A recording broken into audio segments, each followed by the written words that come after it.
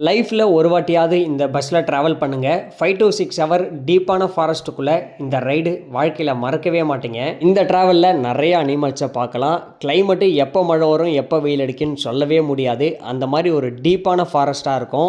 லைஃப்பில் மறக்கவே மாட்டீங்க. இது எங்கன்னா குமிழிலிருந்து கவி ஃபாரஸ்ட் வழியாக பத்தினம்திட்டா போகிற ரூட்டு தாங்க. 5 to 6 ஹவர் டீப்பான ஃபாரஸ்ட்டுக்குள்ளே ட்ராவல் பண்ணுற மாதிரி இருக்கும். இங்கே ஒரு நாளைக்கு 2 பஸ்ஸு மட்டும்தான் அலௌடு.